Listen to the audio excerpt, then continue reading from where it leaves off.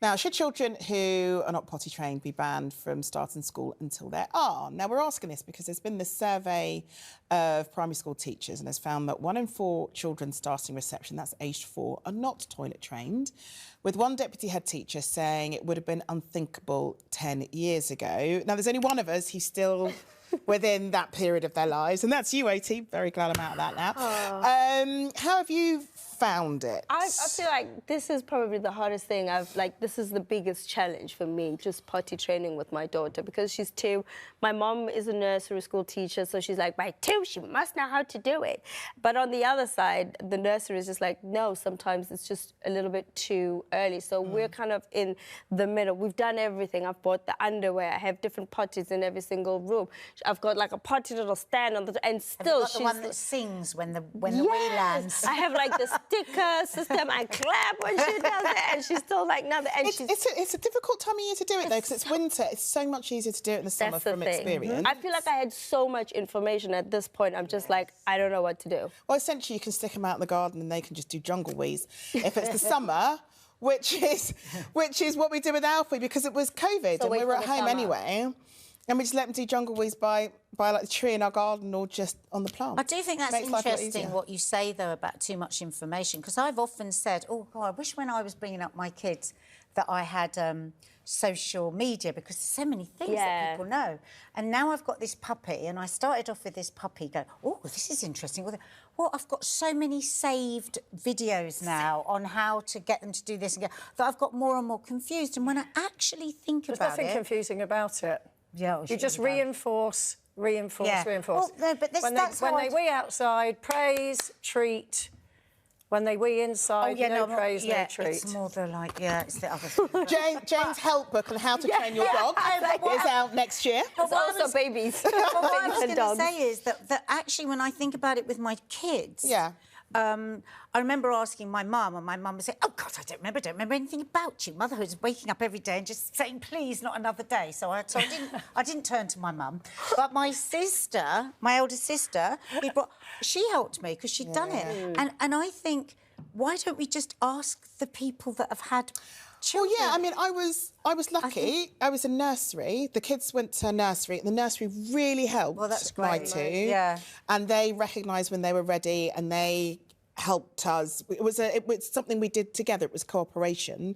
When they were at nursery and when I was at home, that all helped. But the one thing I think has been the huge change, and I think people realise that now, is when the Sure Start centres closed down in 2010, when it was a universal thing where you could go to somewhere and you would have an expert or an individual who was trained, who was able to tailor things and to help guide you through these periods in a young child's life. You need that, right? We're not born knowing these things. But we're all talking here like 2 or 3-year-olds. What we're talking about now is 4-year-olds joining school, and the teachers are saying parents don't think it's their job.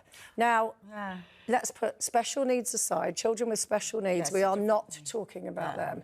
But a child turning up at school that doesn't have special needs, it is your job as a parent. No, but that's it's not the teacher's job to teach your children how to use a potty. It just isn't. And one of the teachers said the whole first term was written off teaching the children that weren't potty trained. So the poor kids that are potty trained, the parents have actually taken the time and asked family members or done their own research and got it done. Their kids are being held back because all the attention is being given to the kids whose parents haven't bothered. But do you think, Jane, that like everything we're talking about there has been the problem, in that maybe people try lots of different things, or starting them too early, you know, that competitive thing? Mine's done at 2. I think 2's too early.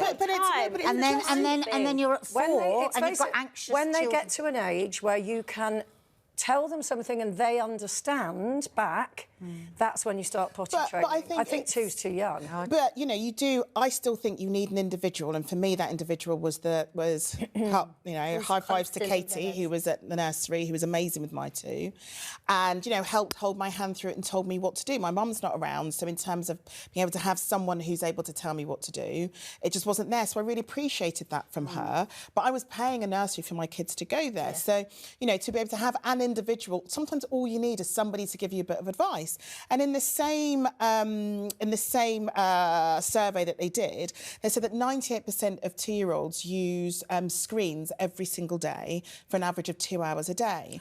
And for us to be able to so understand if they can use that a screen, they can use a potty. No, but it's sort of being able to tell parents the dangers that come with that, and that's concentration. They're not concentrating as much in class. They're not communicating with other children in the way they should be. They're not playing with other kids in the way they should be. That's also why you sort of need an individual to say to you, actually, this isn't good. You should. But I get what you're X. saying about Sure Start and everything. But my mother didn't have. My mother was a single parent. She worked the whole time.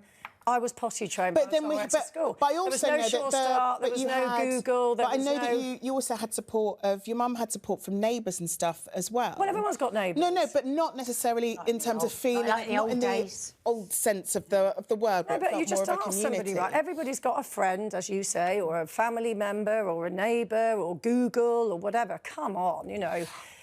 It does take time. It does take effort, yes, it does. And it does take.